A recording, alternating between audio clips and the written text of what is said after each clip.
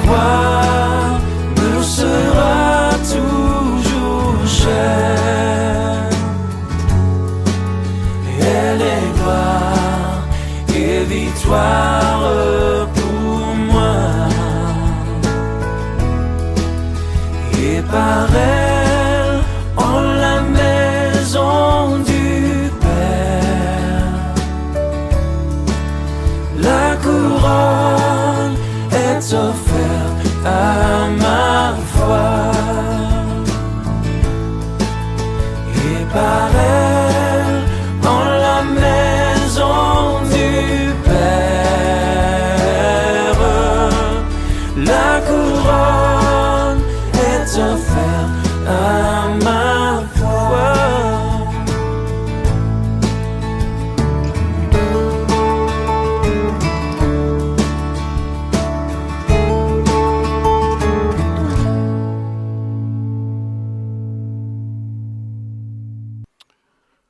J'aimerais vous poser une question.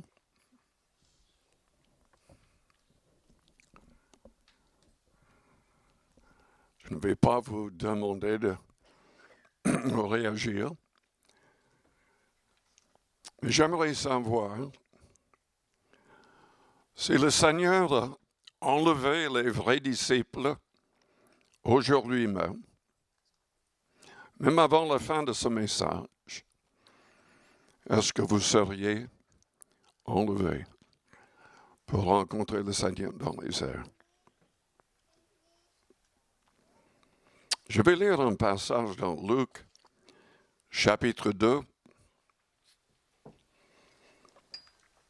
concernant la naissance du Christ.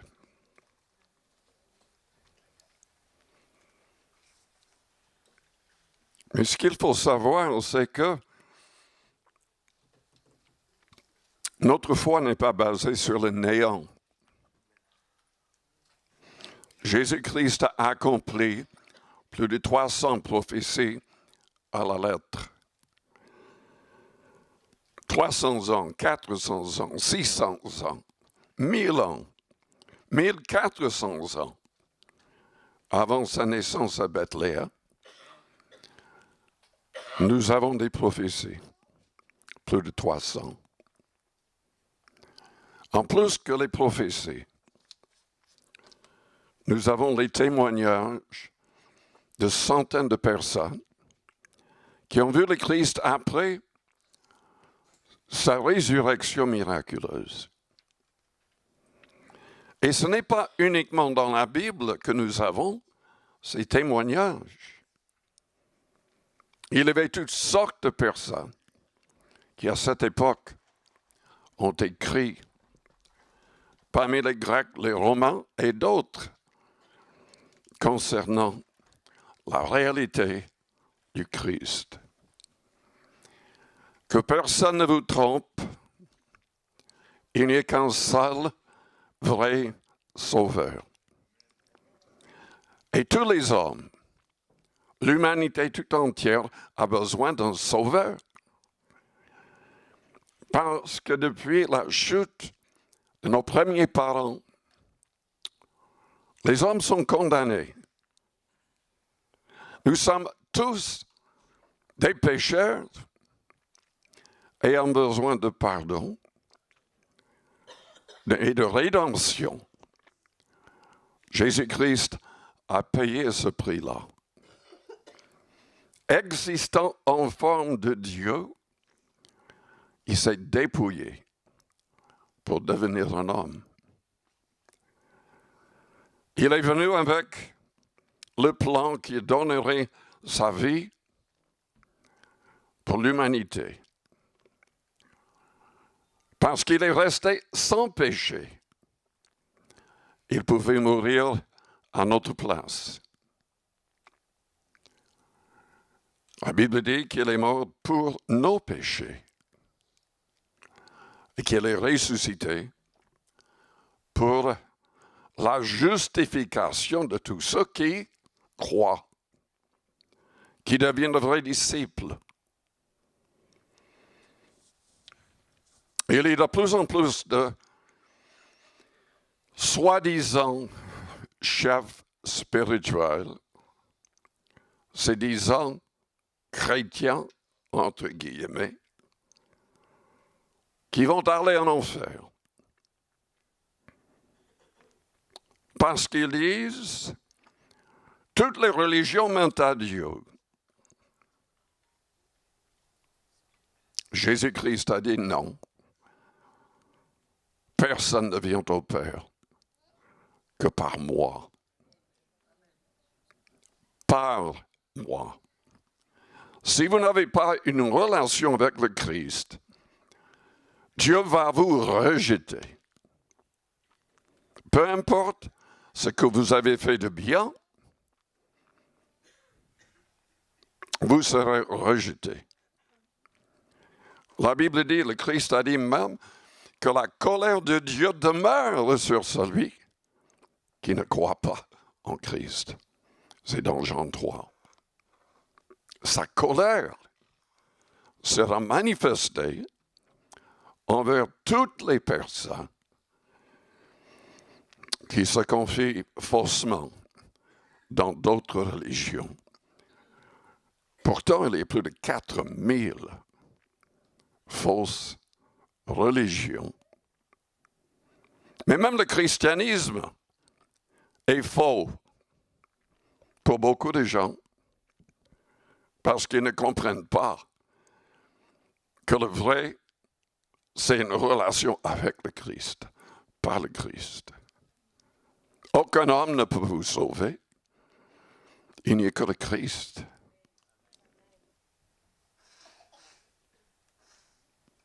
Mais lisons dans Luc, chapitre 2, verset 8. Il y avait dans cette même contrée des bergers qui passaient dans les champs les veilles de la nuit pour garder leur troupeau. Et voici un ange du Seigneur leur apparut, et la gloire du Seigneur resplendait autour d'eux. Ils furent saisis d'une grande frayeur. Mais l'ange leur dit, « Ne craignez point, car je vous annonce une bonne nouvelle qui sera pour tout le peuple le sujet d'une grande joie. »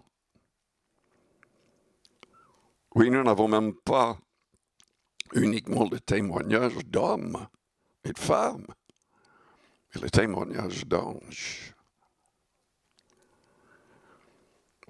Aujourd'hui, dans la ville de David, il vous est né un sauveur,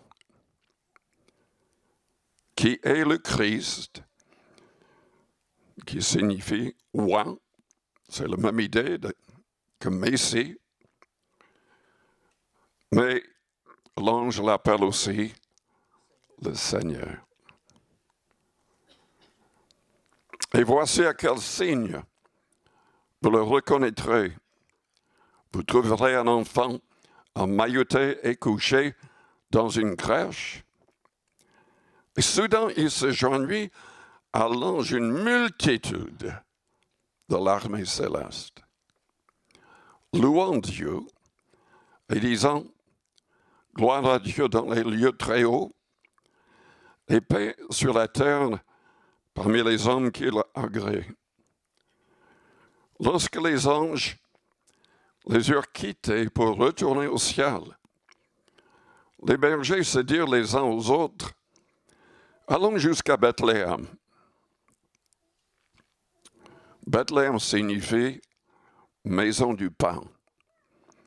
Jésus, dans Jean 6, a dit qu'il était le vrai pain qui est descendu du ciel. Les Juifs voulaient le crucifier tout de suite à cause de tels propos. Mais il est descendu du ciel. Son existence n'a pas commencé en tant que petit enfant. Il existait en forme de Dieu. Il s'est dépouillé. Il s'est incarné. Il a accepté d'entrer dans ce corps créé en Marie par le Saint-Esprit. Il s'est humilié. Il a renoncé à tout orgueil pour accomplir ce plan merveilleux du Père. Allons jusqu'à Bethléem et voyons ce qui est arrivé, ce que le Seigneur nous a fait connaître. Ils y allèrent en hâte. Ils trouvèrent Marie et Joseph et le petit enfant couché dans la crèche. Après l'avoir vu, ils racontèrent ce qui leur avait été dit au sujet de ce petit enfant. Tous ceux qui les entendaient furent dans l'étonnement de ce que leur disaient les bergers. Marie gardait toutes ces choses et les repassait dans son cœur.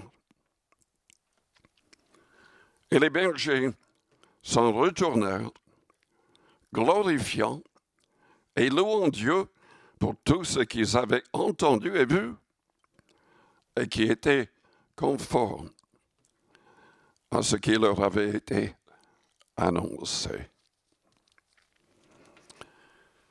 Oui, à Noël, les gens du monde pensent, voient un petit enfant dans une crèche. Mais c'est qui? C'est le Fils de Dieu. C'est Dieu.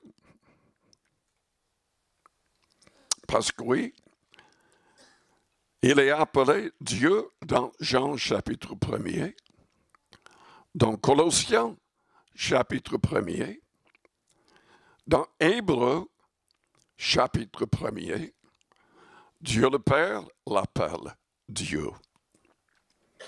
Seigneur déclare que son trône est éternel.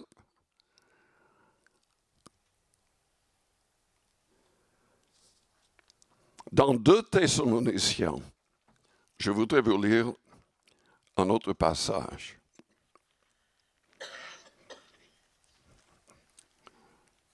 De Thessaloniciens, excusez-moi, Thessaloniciens, chapitre 1er. La première fois, il est venu comme un petit enfant, accomplissant plus de 300 prophéties. Je n'ai pas vraiment fait une liste pour savoir si c'est vrai ou pas, mais certains disent qu'il y a autant ou plus de passages parlant de son retour, de ses actions, la seconde fois. Il va revenir.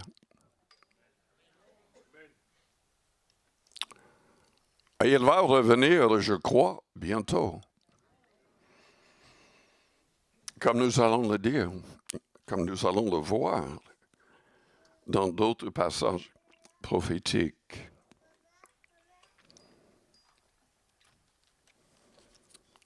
Oui, quand il reviendra sur terre, il va revenir comme un juge terrible. Mais aussi pour être élevé, glorifié chez les croyants. Lisons verset 7. Je commence au milieu. Le Seigneur Jésus apparaîtra du ciel avec les anges de sa puissance, au milieu d'une flamme de feu, pour punir ceux qui ne connaissent pas Dieu et ceux qui n'obéissent pas à l'évangile de notre Seigneur Jésus-Christ. Vous savez, il y a beaucoup de gens qui se disent chrétiens, qui utilisent le nom de Jésus pour guérir les malades, chasser les démons, prophétiser. Mais au jour du jugement, selon Matthieu 7, beaucoup de ces personnes vont entendre un jugement terrible. Je ne vous ai jamais connu. Partez, vous qui commettez l'iniquité. Parce que si nous ne restons pas fidèles à l'Évangile qui est écrit, si nous ne mettons pas en pratique ces commandements, nous sommes iniques. Il n'y a aucun péché pire que l'iniquité. Et ça vient des gens se disant chrétiens, enseignant de fausses doctrines, pratiquant des choses qui n'ont jamais été pratiquées par le Christ ou ses apôtres, prophétisant des choses qui ne correspondent pas à ce que la Bible dit. Ils auront pour châtiment une ruine éternelle, loin de la face du Seigneur et de la gloire de sa force. Lorsqu'il viendra pour être en ce jour-là, glorifié dans ses saints et admiré dans tous ceux qui auront cru, car notre témoignage auprès de vous a été cru. Et il continue en disant qu'il priait continuellement pour les chrétiens dans cette ville, pour qu'ils soient jugés dignes, pour qu'ils soient prêts pour le retour du Christ.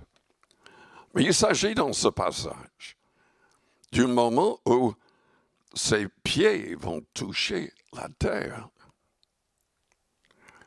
Avant, selon la Bible, les vrais disciples, ceux qui servent réellement le Seigneur, vont disparaître de la terre et rencontrer le Seigneur dans les airs. Je ne vais pas prendre le temps de le lire, mais vous pouvez le lire chez vous, en Corinthiens 15, en Thessaloniciens, chapitre 4, qui parle de cela. Et même de la résurrection des corps, des atomes, des corps, dans le monde entier.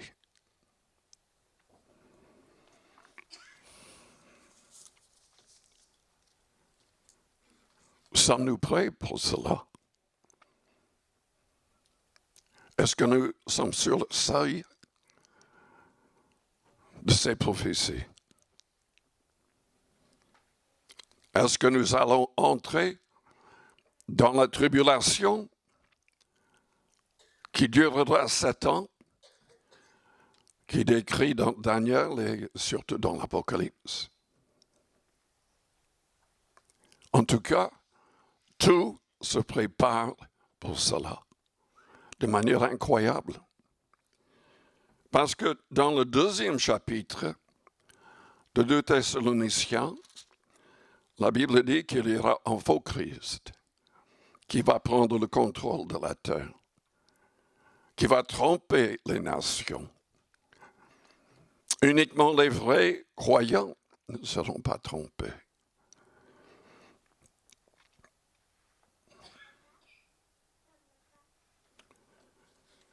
Mais la Bible dit ceci, dans 2 Thessaloniciens chapitre 2, qu'il va entrer dans le temple. Le temple n'existe pas actuellement. Il va entrer dedans et il va se déclarer qu'il est Dieu. C'est la seule chose qui semble empêcher toutes ces prophéties à s'accomplir. Écoutez bien. Les Juifs viennent de poser la première pierre pour le temple à Jérusalem. un peu au nord de sa mosquée qui est là. En fait, il semblerait que toutes les pierres pour le temple ont été déjà taillées. Tout ce qui se passe actuellement dans le monde, avec les attaques contre plusieurs nations, cette guerre entre les Juifs et tous les autres, est en train de tout préparer. Même l'élection de Trump joue là-dedans. J'étais surpris en écoutant un rabbin qui s'est converti au christianisme, il est messianique maintenant, et il trouve des passages liés au président Trump. Peu importe sa vie personnelle, Dieu s'est servi de Cyrus dans la Bible. Ce n'était pas un croyant. Il était peut-être croyant, il est devenu peut-être croyant. Mais en tout cas, Dieu s'est servi de lui pour accomplir ses plans. Dieu peut tout faire pour accomplir les prophéties. Plus de 4000 apes ont déjà été faits. Il semblerait que toutes les pierres pour le temple ont déjà été préparées. La seule chose dans le passé était la peur des musulmans qui ne voulaient pas qu'il y ait un temple près de leur mosquée. Mais les Juifs maintenant s'en fichent. Ils sont tellement en colère avec tout ce qui s'est passé que vous connaissez les actualités.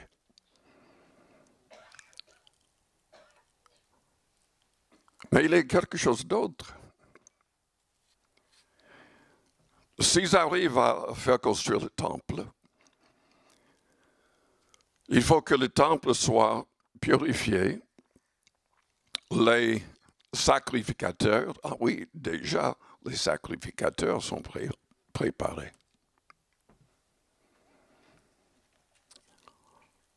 Mais pour que tout marche, il faut un miracle. Parce que selon la loi, pour que tout soit purifié, et les sacrificateurs, il fallait qu'il y ait une génisse, une vache rousse parfaite. Aucune tache, complètement rousse. Comme par hasard, ça existe maintenant. Ils en ont. Cet animal sera offert en holocauste. Les cendres seront utilisées selon la loi de Moïse pour purifier tout. Tout est préparé. Tout est préparé. C'est au milieu de cette année de tribulation que l'Antéchrist va entrer dans un temple disant que c'est lui qui est Dieu. Donc, l'enlèvement aura lieu quand? Je n'ai pas la moindre idée. Beaucoup de gens disent, et sont dogmatiques même en disant, il va enlever les croyants avant les 7 années de tribulation. D'autres insistent, non, c'est au milieu. D'autres encore disent, enfin, non. Nous serons enlevés pour le rencontrer dans les airs quand il va descendre. Qu'est-ce que le Christ a dit? Disons dans Matthieu 24.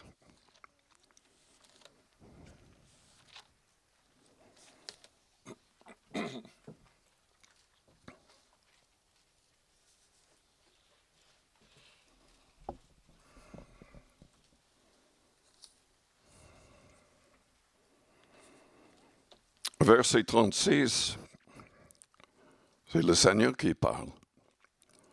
Pour ce qui est du jour et de l'heure, personne ne le sait, ni les anges des cieux, ni le Fils, mais le Père seul. Au verset 42, veillez donc, puisque vous ne savez pas quel jour votre Seigneur viendra. Au verset 44, le Fils de l'homme viendra à l'heure où vous n'y penserez pas.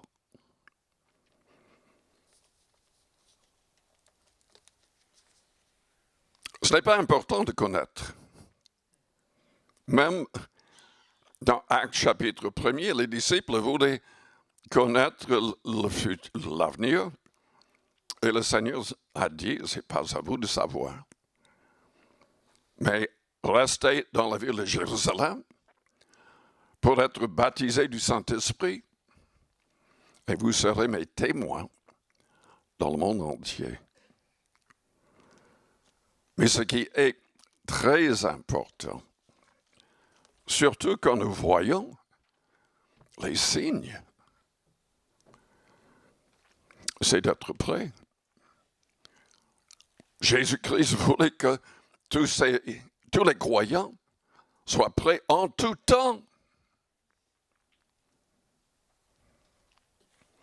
Et quand on lit un peu plus loin, à partir du verset 45, nous voyons ce qui est nécessaire pour être préparé. Quel est donc le serviteur fidèle et prudent que son maître a établi sur ces gens pour leur donner la nourriture au temps convenable? Il s'agit de la nourriture de la parole, le fait de témoigner, d'aider les gens à comprendre, à se convertir. Heureux ce serviteur que son maître à son arrivée trouvera faisant ainsi. Je vous le dis en vérité, il établira sur tous ses biens. Mais si c'est un méchant serviteur, il y a beaucoup de gens, se disant chrétiens, qui se livrent à la méchanceté. Chaque jour, nous allons devenir un peu plus comme le Seigneur, ou nous allons peut-être être influencés et tomber dans le piège de la mondanité, devenant plus méchants.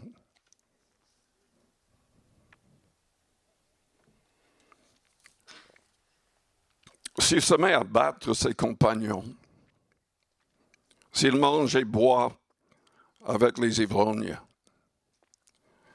le maître de ce serviteur viendra le jour où il ne s'y attend pas, à l'heure qu'il ne connaît pas.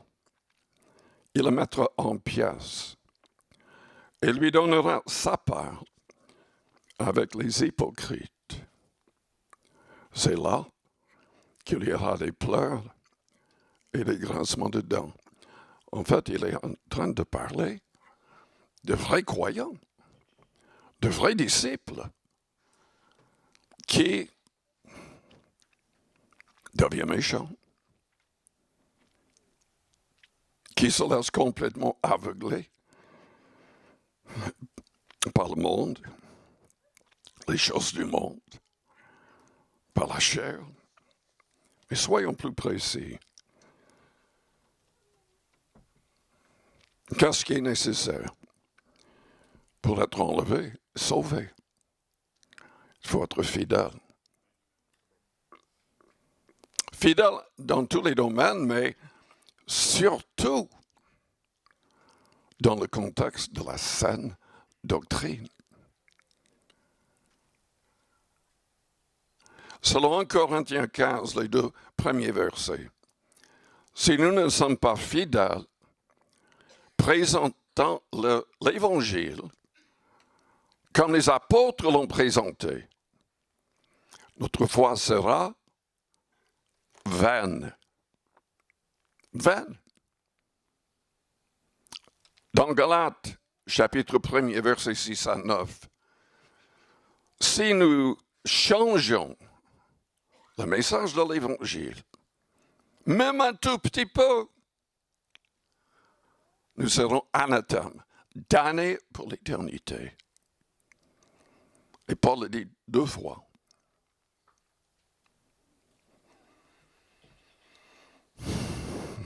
Pierre, Jude et d'autres en ont parlé aussi.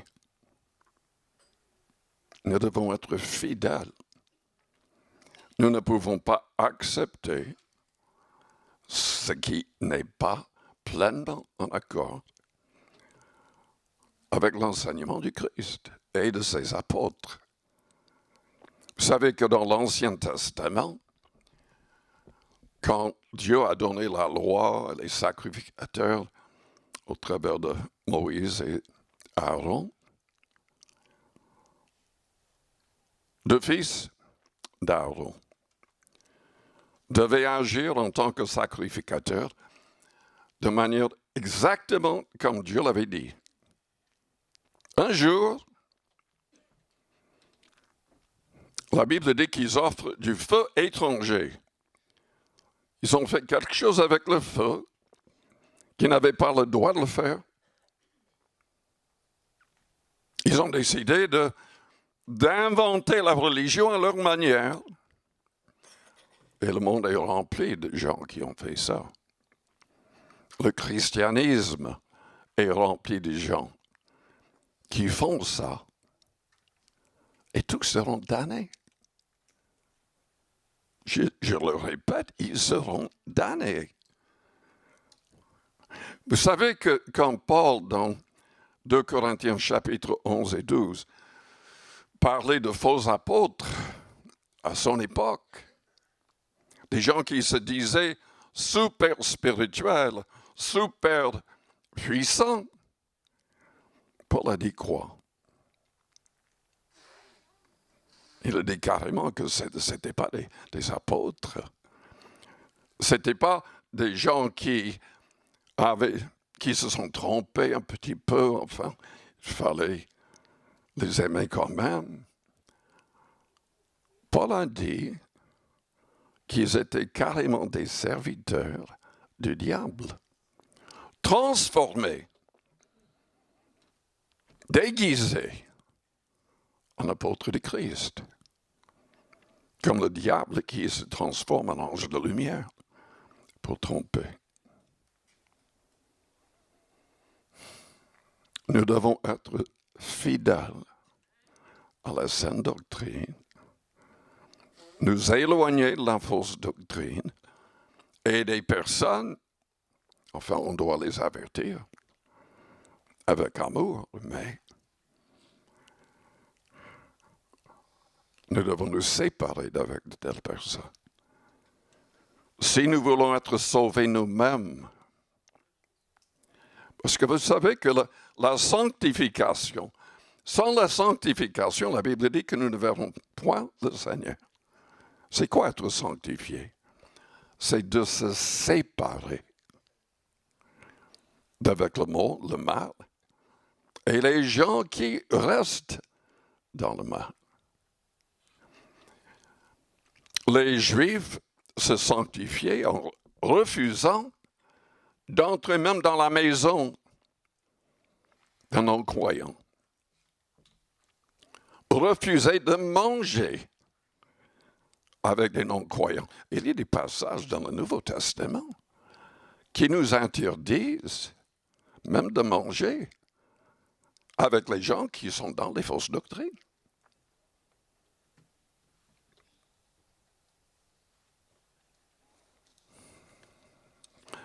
Vous vous souvenez que Pierre était tellement strict dans ce domaine-là que Dieu a dû lui donner une vision et lui 2 fois une vision.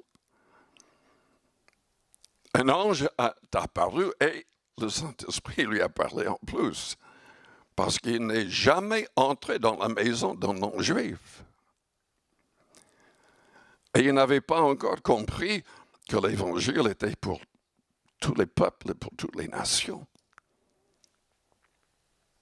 Quand il a accepté d'obéir et la prêchant dans la maison de Corneille, sa maison était remplie de non-juifs. Et tous ont été baptisés du Saint-Esprit avec le signe de parler en langue. Et il a compris que le message était vraiment pour toutes les nations. Et il les a baptisés tous.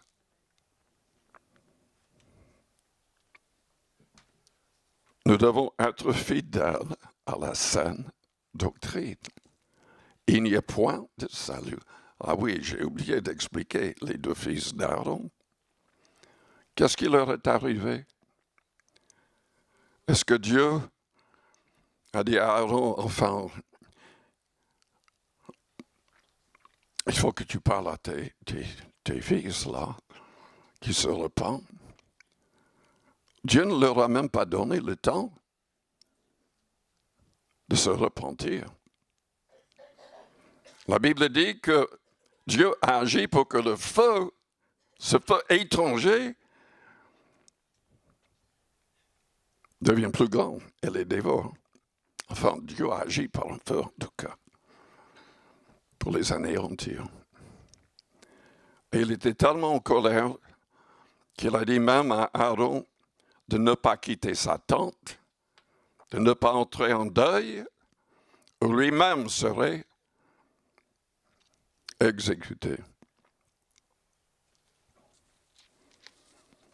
Nous devons dénoncer les fausses doctrines. Et nous devons nous éloigner des gens qui persistent dans les fausses doctrines.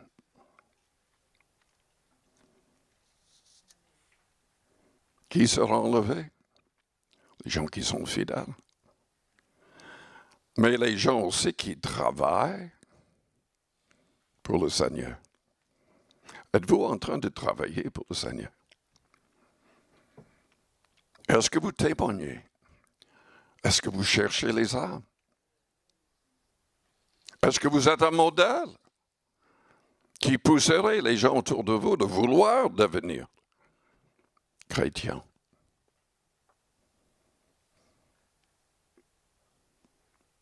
Nous devons travailler pour le Seigneur pleinement. Vous savez pourquoi je dis cela? Parce que Jésus-Christ s'est adressé dans l'Apocalypse 2 et 3 à cette Église. Les théologiens croient, enfin ces sept églises existaient dans le territoire qui est appelé Turquie maintenant. Mais ils croient que c'était symbolique de toutes les églises qui existeraient aussi à la fin des temps. Il n'y avait que deux églises qui étaient plus ou moins en règle avec Dieu. Les autres, non. Une église était, les gens ne travaillaient pas pleinement pour Dieu. Et le Seigneur leur a dit, parce que tu es tiède, je te vomirai de ma bouche. Il y avait l'église d'Éphèse, où Jean habitait. Marie était à Éphèse.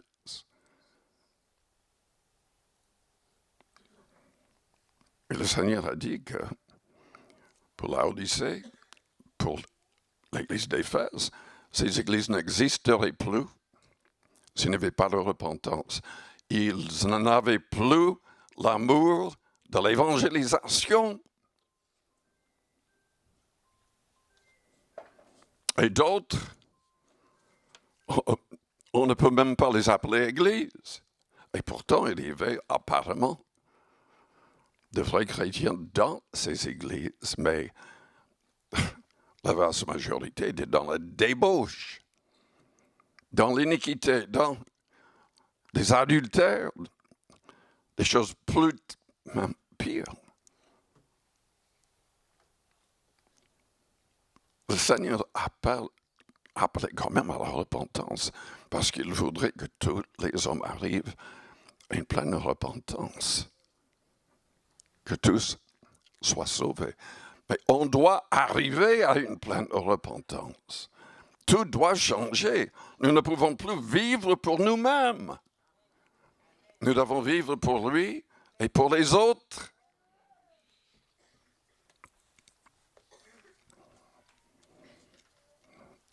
Il faut être prudent. Le Seigneur a dit, veillons sur nous-mêmes et sur les autres. Il faut renoncer à l'orgueil. C'est l'orgueil qui gâche les églises. Les gens ne veulent pas changer leurs idées préconçues.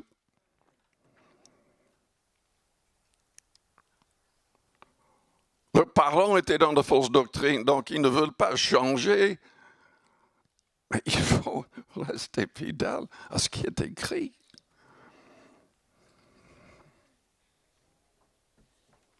Dieu résiste aux orgueilleux et fait grâce aux humbles.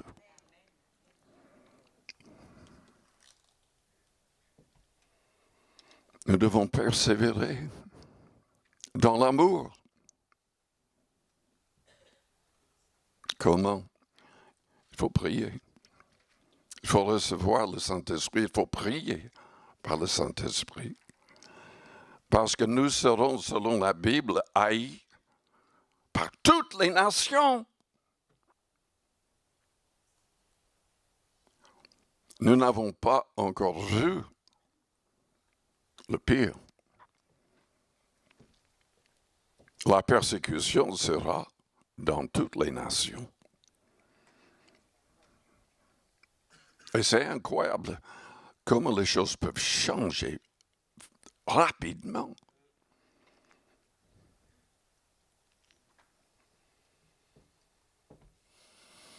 Nous devons, comme j'ai déjà dit, nous sanctifier, nous séparer.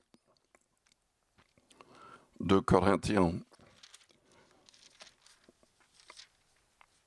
chapitre 6, verset 14.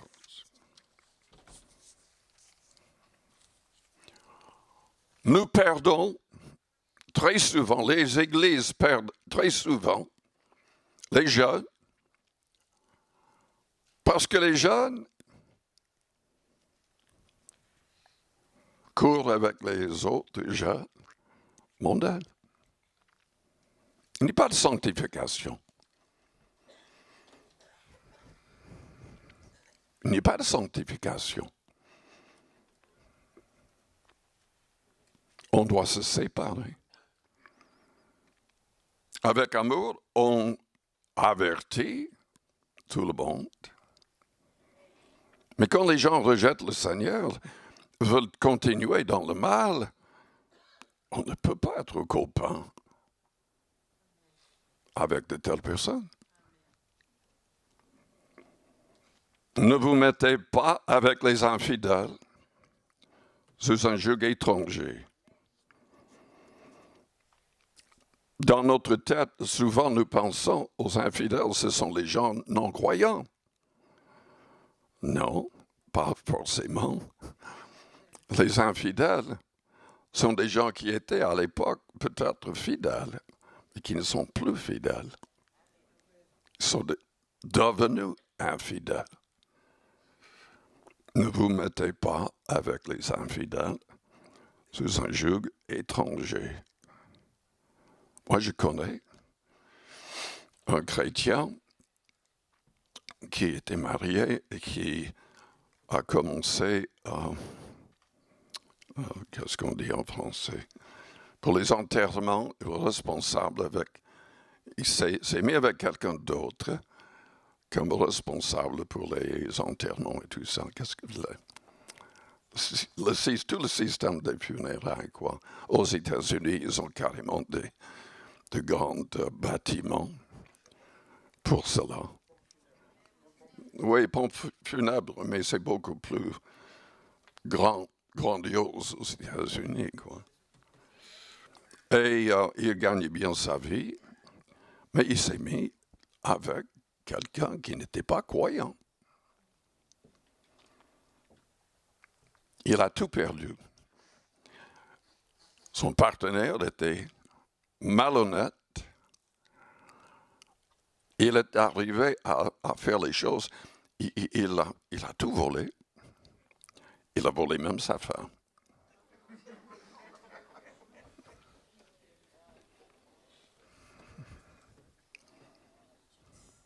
Vous riez, mais c'est triste. C'est triste.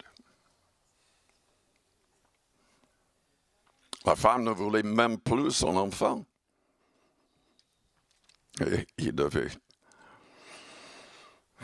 élever l'enfant tout seul.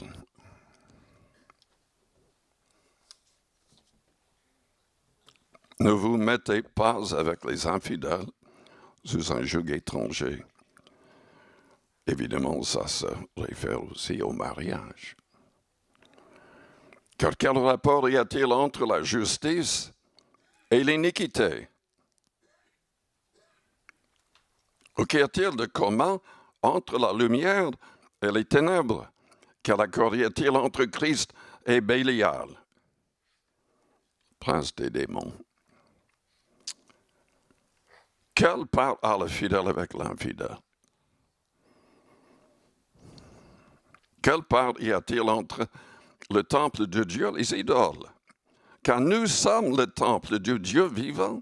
Notre corps devient le temple du Saint-Esprit. Car nous sommes le temple du Dieu vivant, comme Dieu l'a dit, j'habiterai et je marcherai au milieu d'eux, je serai leur Dieu, ils seront mon peuple. C'est pourquoi sortez du milieu d'eux. Sortez du milieu d'eux. Combien de jeunes, combien de personnes plus âgées perdent tout en vivant comme Samson, avec des femmes, avec le monde, toutes sortes de compromissions. Samson, ses yeux ont été arrachés, forcé de travailler comme un animal, et il est mort, il s'est repenti, mais il est mort sans avoir accompli tout ce que Dieu voulait accomplir au travers de lui.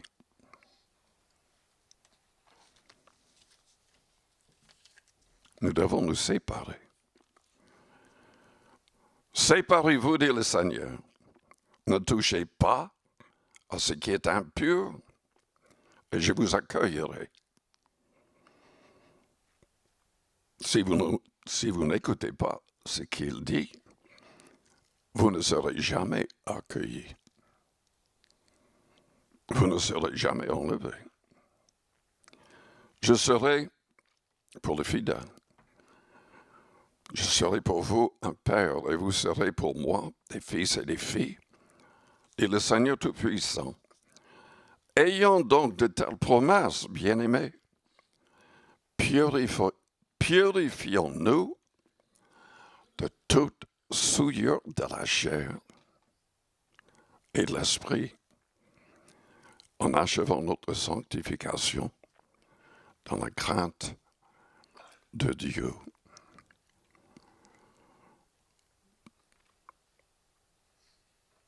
C'est de plus en plus difficile de vraiment aider les gens. Les gens se laissent complètement souiller par l'Internet, la pornographie et toutes sortes de choses, voulant l'argent plus que tout, prêts à écraser les autres pour en avoir. Je suis en train de parler de comment être prêt pour être enlevé.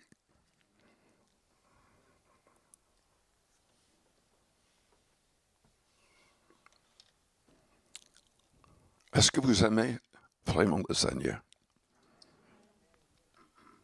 Vous n'aimez pas le Seigneur. si vous aimez le monde, les choses dans le monde. Pas comme il le faut, en tout cas.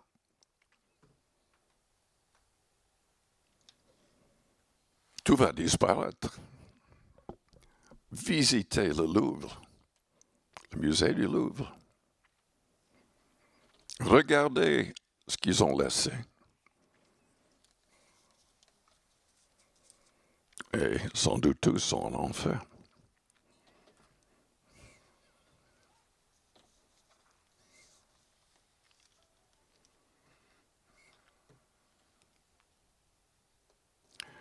Dieu dit, le Seigneur a dit, au travers de Paul, dans 2 Thessaloniciens chapitre 2, que Dieu lui-même va rejeter beaucoup de chrétiens, beaucoup de gens se disant chrétiens. Vous savez pourquoi? Parce qu'ils aiment le plaisir plus que Dieu.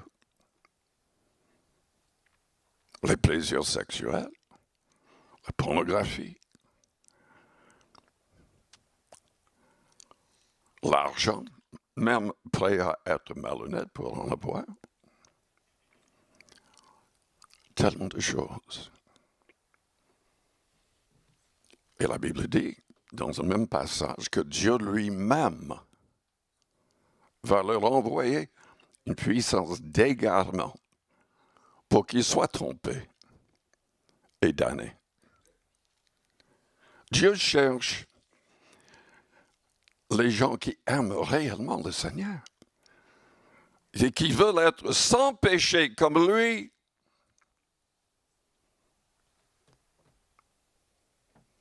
Est-ce que vous êtes prêts? On pourrait, peut-être que le Seigneur va enlever les chrétiens ce soir.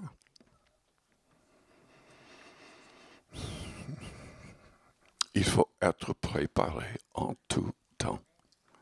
Parce que de toutes les manières, on peut mourir ce soir.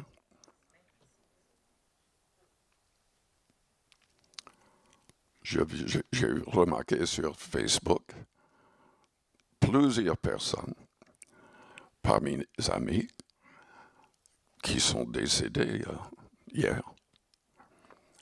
Toute une liste de pasteurs dans les églises où j'avais prêché, morts.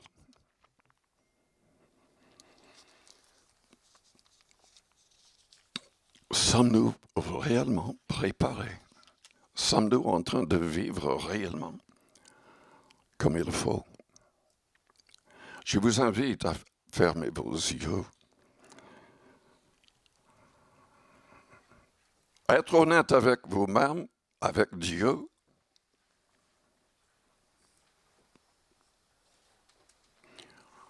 Seriez-vous enlevé? Sauvé? Si la mort frappait à la porte aujourd'hui, ou l'enlèvement avait lieu, est-ce que vous êtes libre du péché? Selon 1 Jean 5, verset 12, si nous voyons quelqu'un lié par le péché, nous devons intercéder pour cette personne, pour que Dieu lui donne la vie.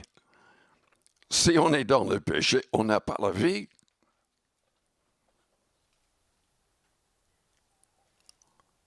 On ne peut pas rester avec ce que nous connaissons comme péché. Nous ne serons pas sauvés, nous ne serons pas enlevés. Nous devons garder, la Bible dit, une bonne conscience et la vraie foi. Est-ce que vous avez une conscience qui ne vous condamne pas? S'il y a la moindre chose, peut-être que vous n'avez pas réparé un tort.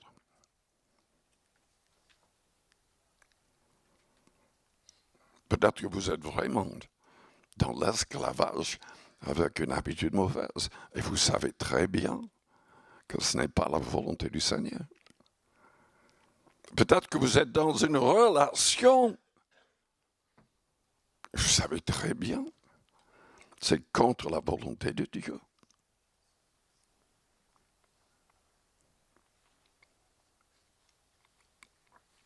Si c'est le cas, je vous demande à votre place de prier dans votre cœur. Demandez pardon au Seigneur. Faites le nécessaire pour être libre.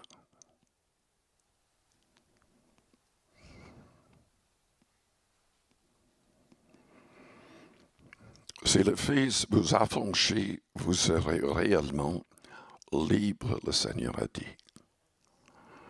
Donc, allez vers le Christ.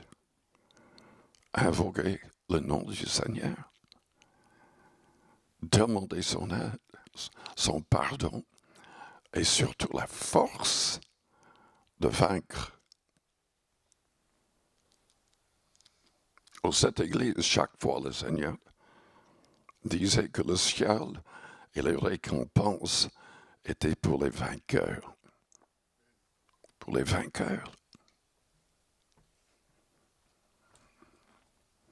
Est-ce que vous avez demandé pardon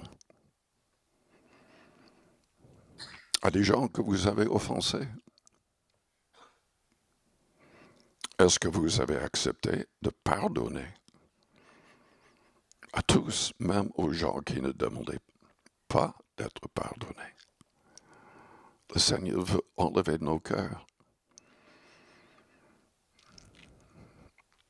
de telles pensées de non-pardon.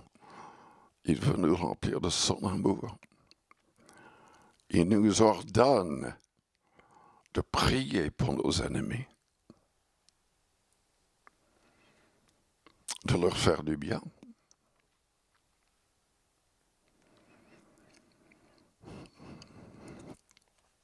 Si vous avez besoin du Seigneur,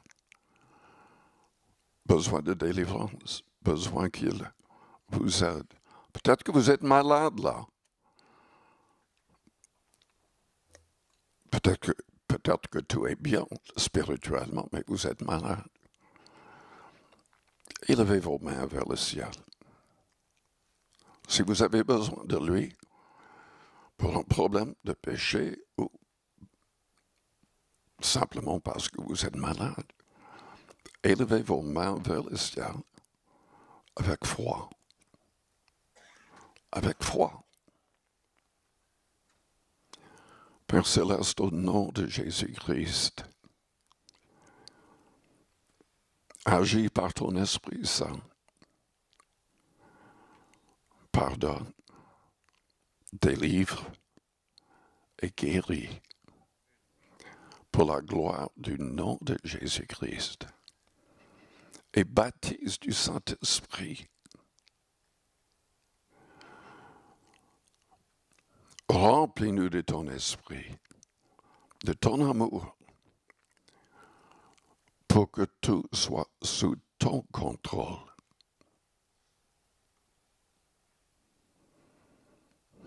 Merci Père. Merci Seigneur. Remerciez le Seigneur par la foi. Vous verrez l'accomplissement si vous ne doutez pas. Si vous ne doutez pas.